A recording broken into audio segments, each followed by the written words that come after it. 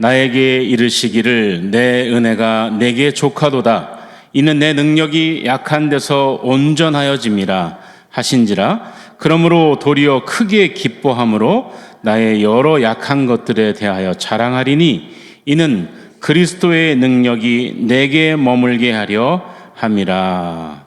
아멘.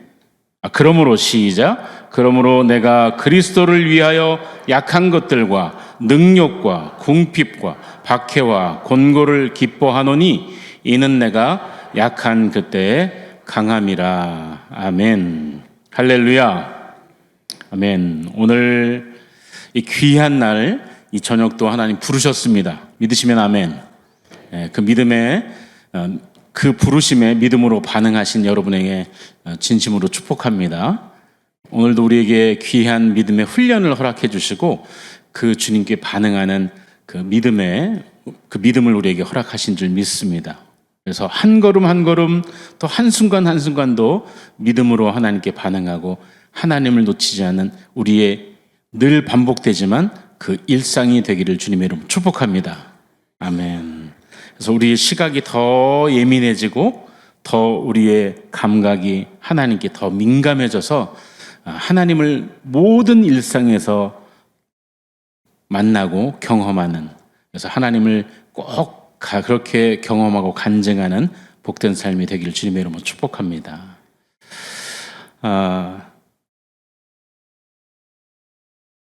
연구원이자 작가인 휴스턴 대학 교수인 브렌 브라운 교수는 그 취약함이 가진 힘이라는 주제로 자신의 약점을 어떻게 다뤄야 하는지 그것에 관한 강의를 쓰기 위해서 연구하려고 트위터의 사람들에게 언제 당신이 연약한 때가 언제입니까? 라고 하는 질문을 했다고 합니다. 그랬더니 시간이 불과 몇 분이 채 안 돼서 100명이 넘는 많은 사람들이 그 트위터에 응답을 했는데 그 모습을 보고 이 교수가 깜짝 놀랐습니다. 그만큼 많은 사람들에게 마치 아무 약점이 없는 듯 보이는 그 많은 사람들에게 자신의 약점, 자기의 위태로운 때가 있다는 것을, 많이 있다는 것을 그렇게 드러내는 그 순간을 다시 한번 확인했다는 것입니다. 이처럼 누구나 자신의 취약함이나 쉽게 받은 상처를 받은 때 그런 것들이 우리 모두에게는 다 있는 것이죠. 그런 연약함을 느끼고 살아가는 것, 그것이 바로 우리 인생, 우리의 인간의 모습인 것 같습니다. 그런데 사실 그런 연약함을 마주하는 것은 사실 쉽지 않습니다. 또 원하지도 않습니다.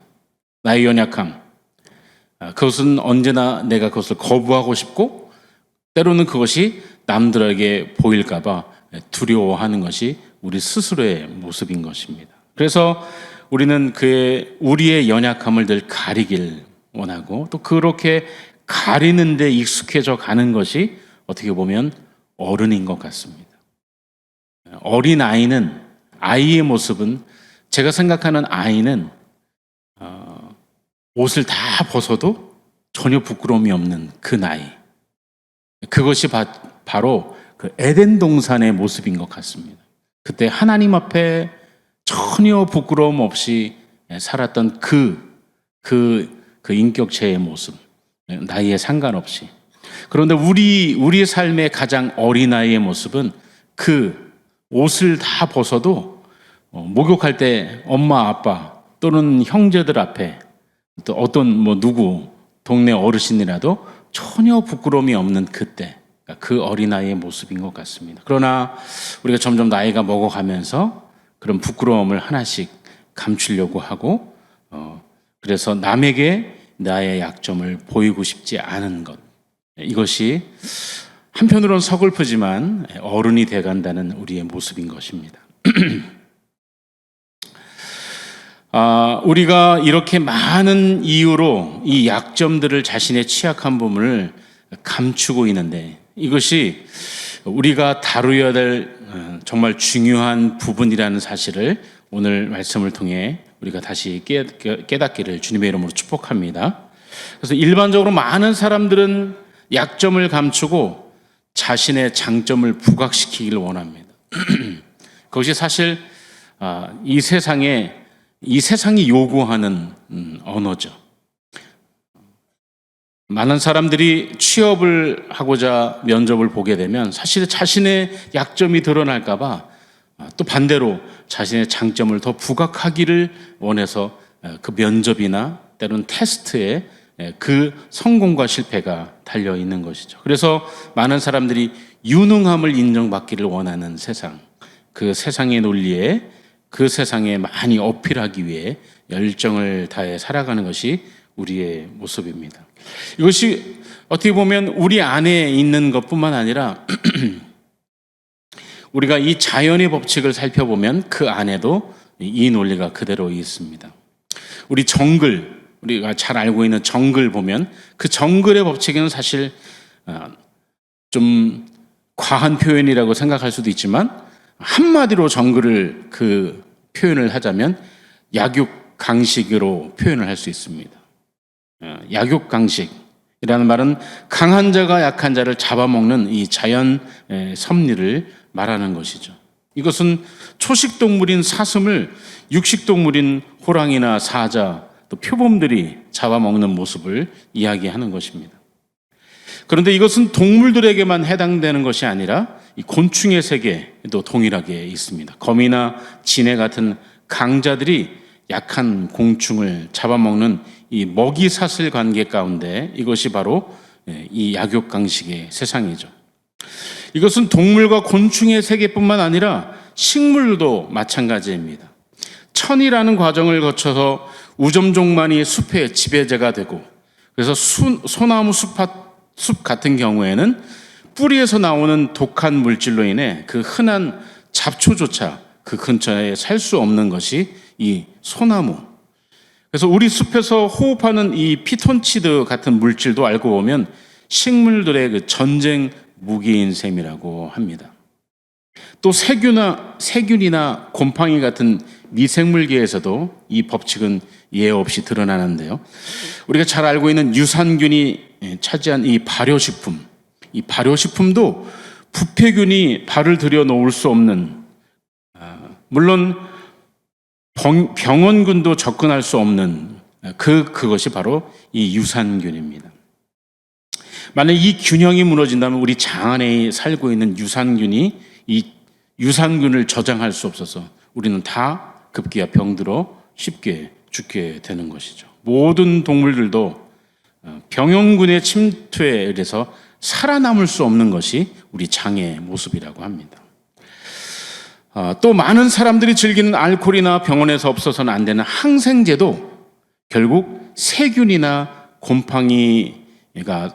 곰팡이를 통해서 나오는 서로 강자가 되기 위해 서로 싸우는 무기로 인해 만든 그 결과물이라고 합니다.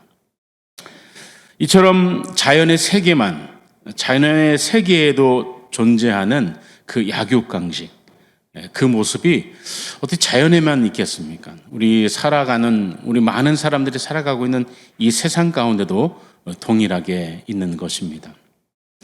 지금은 잘 눈에 띄지 않지만 예전에는 우리가 살고 있는 동네에 가면 흔하게 눈에 띄는 것이 문구점이었고, 학교 앞에 또 구멍가게라고 하는 것이 있었습니다. 구멍에서라고 하는 그 단어를 우리가 익숙하게 알고 있듯이 아주 옷에 구멍이 났다, 어디 틈에 구멍이 났다라고 하는 것처럼 그 작은 것을 이야기하는 것이죠. 구멍가게, 작은 가게를 이야기합니다. 어떻게 보면 여기 안에 있는 세대 가운데서도 구멍가게를 경험해 보지 못한 사람들이 있는 것 같아요. 마치 그것은 지금 이 세상 가운데 얘기하면 초미니 슈퍼마켓을 이야기하는 것이죠. 몇 평 되지 않는 그 안에 정말 아주 작은 식품류부터 해서 중요한 식품까지도 다 판매하는 구멍가게. 이 가게에 없는 것을 구하기 위해 이 구멍가게에 저 구멍가게를 투어하는 것도 참 재미였습니다. 제가 재미있게 투어했던 물건 중에 하나가 껌이었는데 이 가게에는 팔지 않아요. 그래서 저 가게에 가면 색다른 맛을 경험할 수 있는 경험을 하게 되었습니다. 그러나 요즘은 시골에 가도 찾아보기 어려운 이 추억이 되었습니다. 구멍가게. 요즘 우리 가까이 편의점이나 요 길 건너에도 있는 슈퍼마켓이 있죠. 참 편리하게 이용할 수 있는 세상이 되었습니다. 그러나 이 편리한 변화 이면에는 사실 다른 내용이 있습니다. 그것은 대기업이 이 골목 상권까지 땅땅 먹게 한 그 힘의 논리에서 약자들은 죽고 강자들만 살아남아 있는 경제 논리의 약육강식의 결과물인 것이죠. 이처럼 정글뿐만 아니라 사람이 살아가고 있는 이 세상에도 강자만이 살아남는 경제의 논리, 힘의 논리가 지배하고 있는 이 세상에 우리는 살아가고 있습니다. 그래서 우리는 이 세상 가운데 오히려 강함을 어필하기 위해 훈련하고 연습하고 매일마다 그렇게 하루하루를 버텨나가고 있는지도 모르겠습니다. 그러나 성경에는 이 세상의 논리가 아닌 전혀 다른 이야기를 하고 있습니다. 하나님의 선택은 그렇지가 않은 것이죠. 사람을 선택하는 하나님의 방법은 이 세상의 고정관념의 틀을 깨트립니다. 하나님의 선택은 바로 사랑입니다. 믿으시면 아멘. 하나님의 선택에는 세상을 향한 사랑이 담겨져 있습니다. 우리 고린도전서 1장 27절을 한번 찾아보겠습니다. 고린도전서 1장 27절입니다.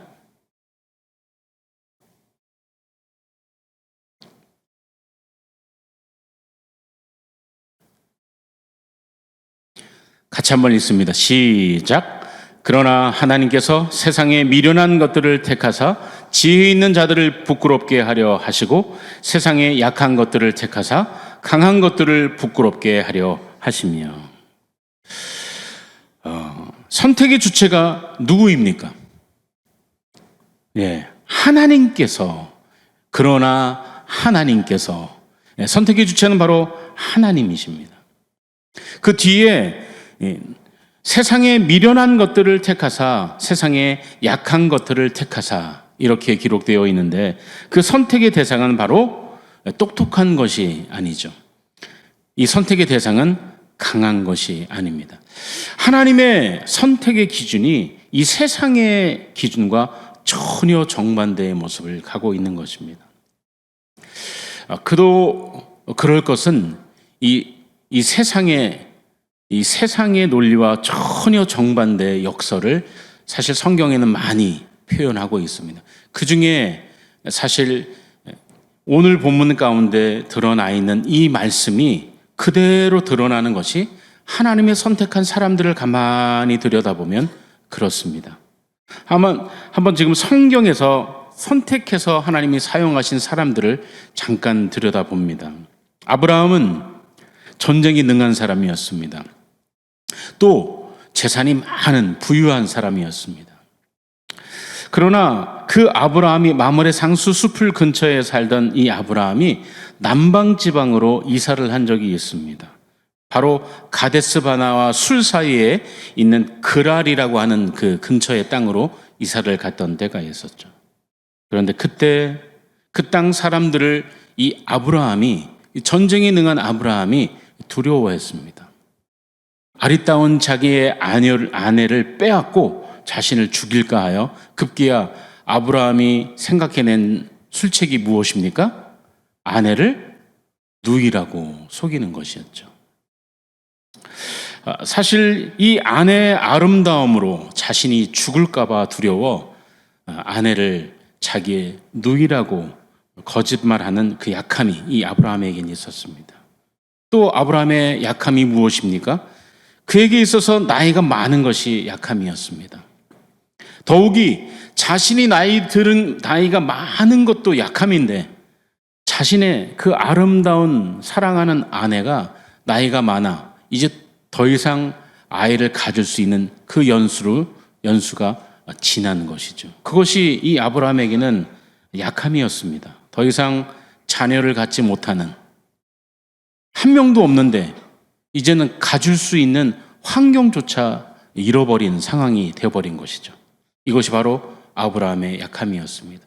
지금도 사실 자녀가 없는 것이 우리에겐 사실 좀 두려움입니다. 이 당시에 얼마나 그것이 약함이었겠습니까?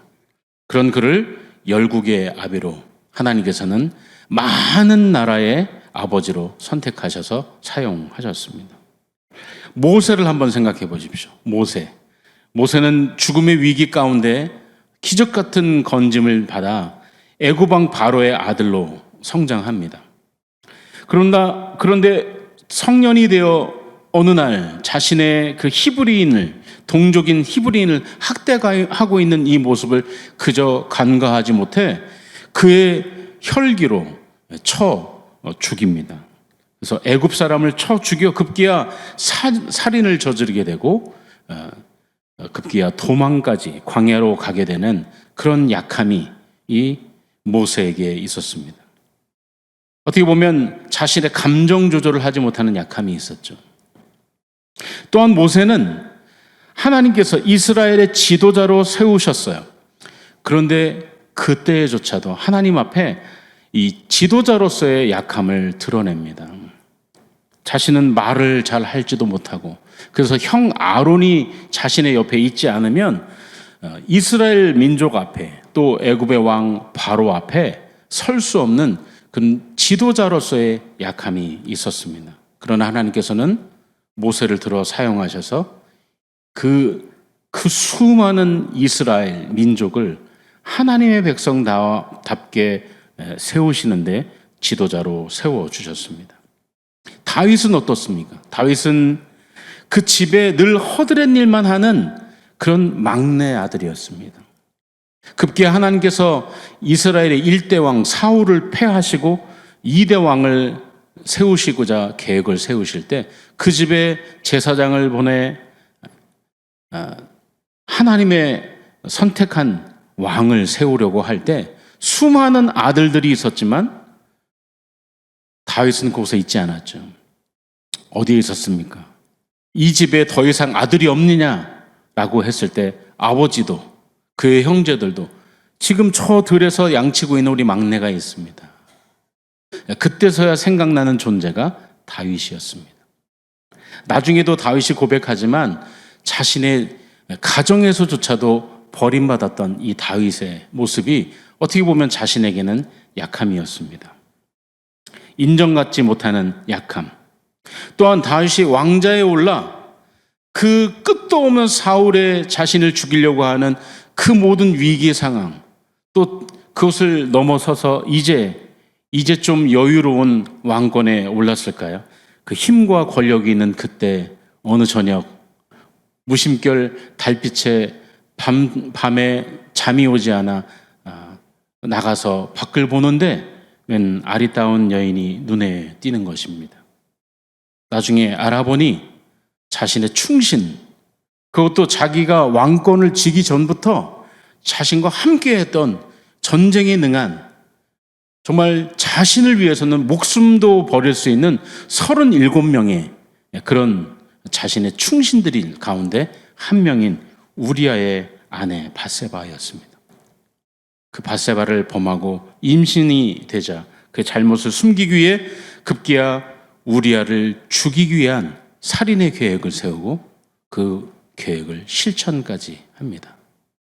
그래서 자신의 충신인 그 우리아를 죽이면서까지 밧세바를 취하고 자신의 허물을 덮으려고 했던 이 다윗의 이 죄에 대한 약함이 있었습니다. 예수님의 제자 베드로는 어떻습니까? 늘 큰 소리 땅땅 치며 앞서 행동하는 베드로. 그래서 예수님이 그 어둠컴컴한 그 바다 위를 걸어오는 정말 유령과도 같은 그 존재 앞에 예수님인 것을 안 베드로는 급기야 바다로 뛰어듭니다. 그래서 유일하게 전무후무하게 바다 위를 걸었던 존재가 베드로였습니다. 또 늘 말이 앞서고 행동이 앞섰던 이 베드로. 그러나 예수님이 급기야 잡혀서 끌려가는 그곳에 용기 내어 따라가 그 앞마당까지 갔지만 그곳에 예수님께 달려가지는 못하고 두리번거리며 끝내 3번이나 예수님을 모른다고 부인하며 저주까지 했던 존재가 바로 베드로였습니다.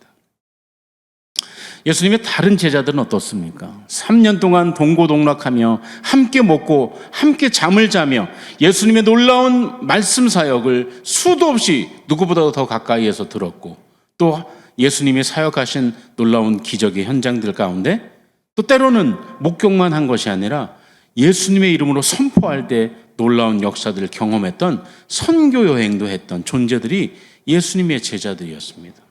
그러나 예수님이 잡혀서 급기야 십자가 앞에 돌아가시는 그 장면 가운데 모든 제자들은 다 예수님을 배신하며 또 초라한 자신의 삶의 뭉텅으로 제자가 아닌 3년의 그 동고동락했던 그 모든 제자의 훈련 과정은 아랑곳 없이 자신의 그 처지로 돌아가 버리는 연약함이 있었습니다.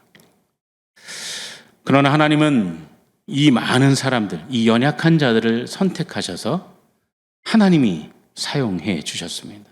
특별히 예수님이 십자가 부활 이후에 제자들을 찾는 그 장면은 너무나 감동적인 장면입니다. 특별히 제자들을 찾아와 이 베드로 앞에서 내가 나를 사랑하느냐 라고 3번이나 여쭤보면서 자신의 그 연약함을, 야 이놈아 네가 그때 그럴 수 있느냐 정죄하지 않으시고 나무라지 않으시고 다시 사랑으로 부르시는, 선택하시는, 다시 선택하시는 그 놀라운 은혜가 이 하나님의 선택의 방법에는 바로 사랑이 있기 때문이었습니다.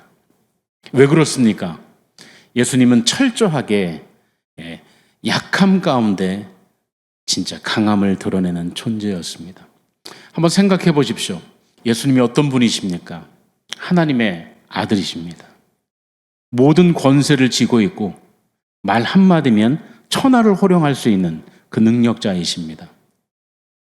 그 천지를 창조하신 창조주가 피조물의 모습으로 오셨습니다. 가장 약한 모습이죠. 비유가 안 될 수도 있지만 제가 열대어를 키워봤습니다. 그들에게 뭔가 의사소통을 하고 싶은데 내 이야기를 못 알아들으니까 제가 하루는 꿈을 꾸는 겁니다. 내가 물고기가 돼야 되겠다. 내가 어항도 만들고 그들에게 먹이도 주고 물도 갈아주는, 어떻게 보면 이 어항을 설계하고 창조한 창조주의 역할인데 제가 물고기가 되어서 열대어로 들어가 야 니네 그렇게 살면 죽어 라고 하는 것이 예수님의 실체의 모습인 것이죠. 그런데 그 예수님을 이 세상 가운데 있는 많은 사람들이 급기야 십자가에 못 박았습니다. 못 박기 이전에 한번 모습을 보십시오. 그렇게 예수 마치 왕으로 세울 것 같았던 그 존재인 예수 그리스도를 정말 모두 다 배신하고 급기야 다 등지는 정말 모든 배신과 아픔을 감당하는 예수 그리스도. 사실 그때 예수님이 말 한마디만, 아니 생각만 하셔도 저 하늘에 천군 천사가 내려와 불을 다 내려 이 세상을 쓸어버릴 수 있는 그 능력이 예수 그리스도에게 있었습니다. 그러나 예수님은 철저하게 약하고 약함을 선택하셨습니다. 그 이유가 무엇일까요? 진정한 하나님의 사랑을 드러내기 위함이었습니다. 그 사랑의 가장 결론적인 놀라운 그 은혜가 바로 십자가입니다. 십자가. 모든 것을 하실 수 있었지만 모든 것을 다 포기하시고 그 겟세마나의 동산에서 정말 하나님과 딜을 하는 그 장면조차도 이것을 물리고 싶지만 아버지의 뜻이라면 끝내 하나님의 뜻으로 받아들이고, 그래서 죽음의 그 십자가까지 가장 약하디 약한 모습으로 가장 저주받은 그 죽음의 자리로 자신을 내몰아 가셨습니다. 하나님의 이 세상을 사랑하시는 그 선택의 방법은 사랑입니다. 예수 그리스도의 십자가가 있었기에 오늘날 저와 여러분이 있는 줄 믿습니다. 우리의 연약함을 오늘 이 시간 우리는 늘 감추고 드러내지 않기를 원하지만 그 연약함을 통해 일하시는 하나님의 선택이 오늘 저와 여러분 가운데 있는 줄 믿습니다. 사실 저 역시도 저 연약함을 늘 감추는 존재였습니다. 제가 늘 전도의 자리 가운데 또 기회가 돼서 예수 그리스도를 전해야 되는 신방을 가서도 그 자리에서는 꼭 이 간증을 합니다.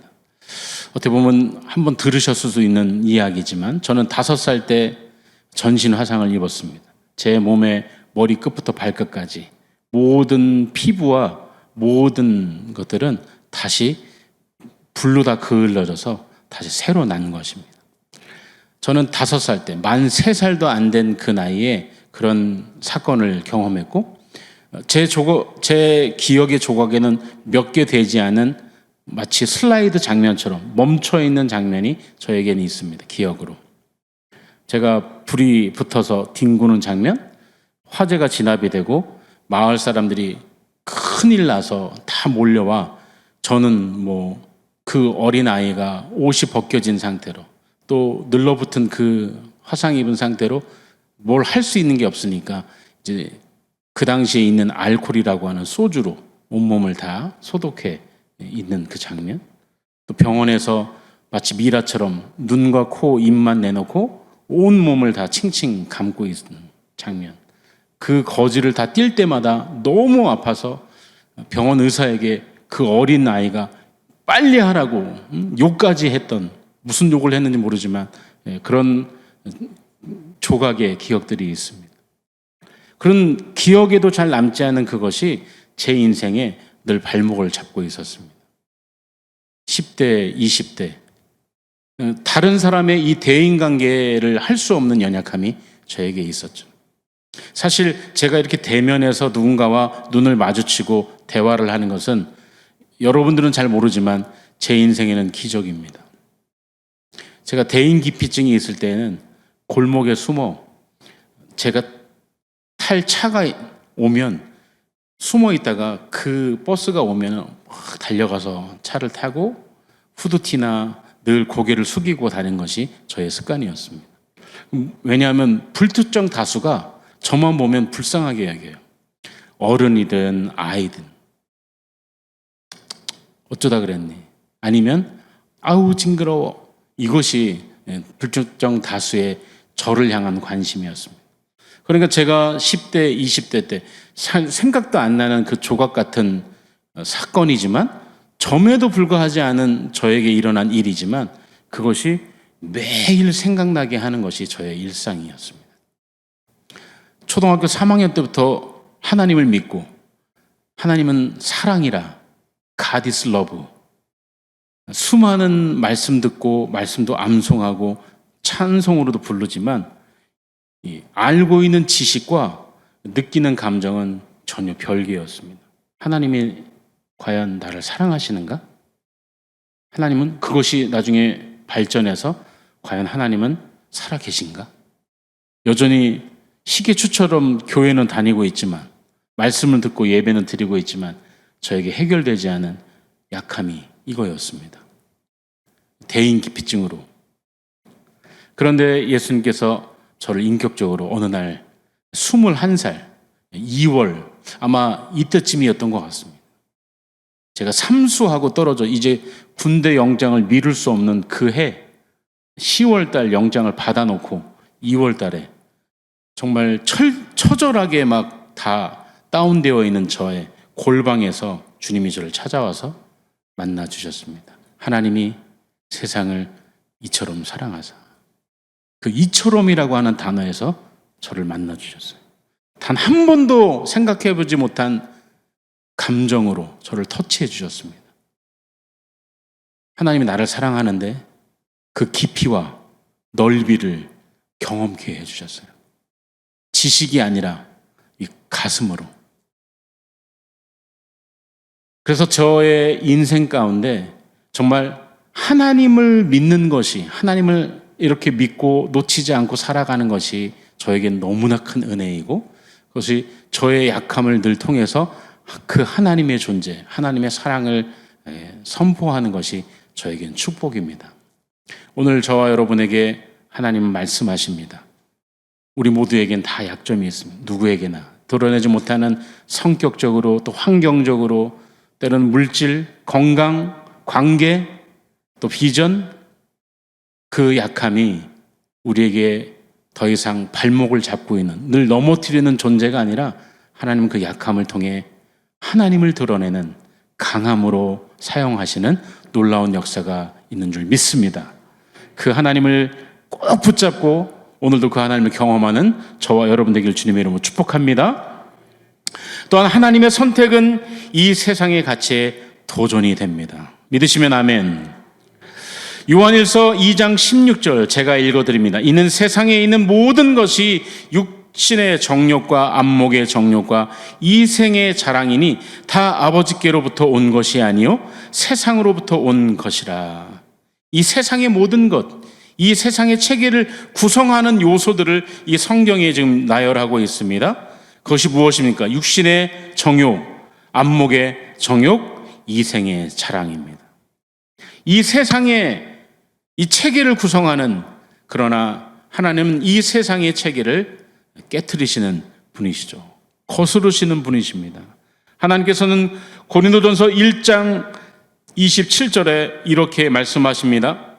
그러나 하나님의 선택하시는 그 하나님께서 누구를 선택하시냐? 세상의 미련한 것들을 택하시고 지혜 있는 자들을 부끄럽게 하려고 또 세상의 약한 것들을 택하사 강한 것들을 부끄럽게 하려 하시며.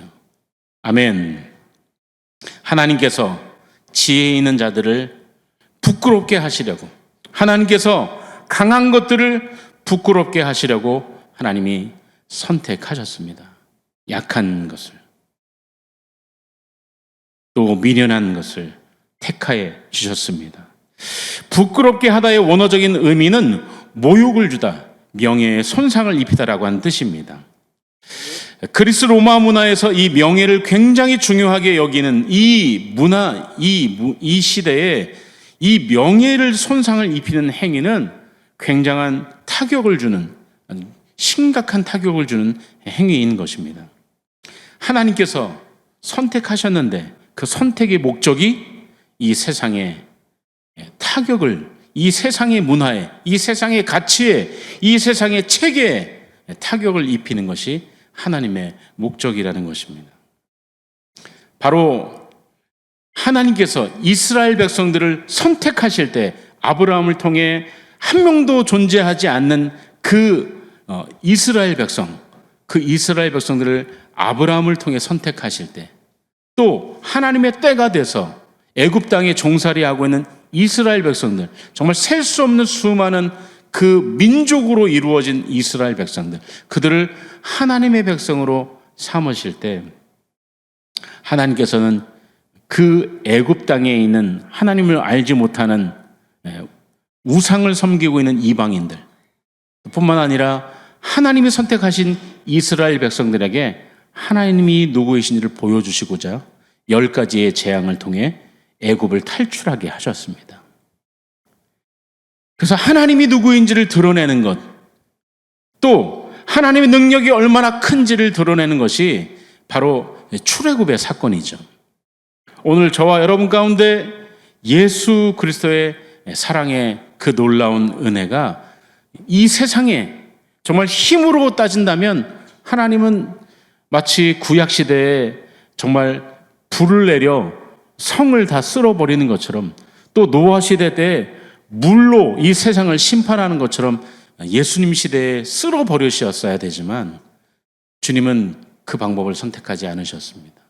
철저하게 가장 약한 논리라고 하는 십자가를 통해 이 세상을 사랑으로 그 죄를 덮어버리셨습니다. 이 세상의 가치에 도전하는 것이 주님의 방법인 줄 믿습니다. 오늘 저와 여러분이 이 세상의 가치를, 이 세상이 가치 있다고 하는 모든 것에 우리는 역행할 수 있는 하나님의 사람으로 세워지기를 주님의 이름으로 축복합니다.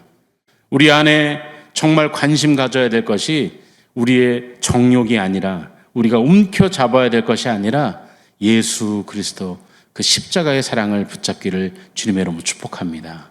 그래서 온전한 그 약함을 통해 역사하시는 하나님의 능함이, 하나님이 누구이신지를 드러내는, 또 하나님의 능력을 드러내는 귀한 도구로, 통로로 쓰임받는 저와 여러분 되기를 주님의 이름으로 축복합니다.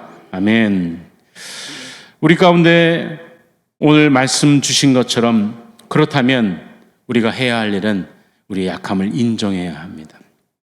나의 약함을 인정해, 그래서 내가 강한 척하는 것이 아니라 나의 약함을 그대로 하나님께 인정하고 드러내서 나의 약함을 통해 하나님의 역사를 기대하는 저와 여러분이 되기를 주님의 이름으로 축복합니다. 사람을 선택하는 하나님의 방법은 이 세상의 가치와 논리에 역행합니다.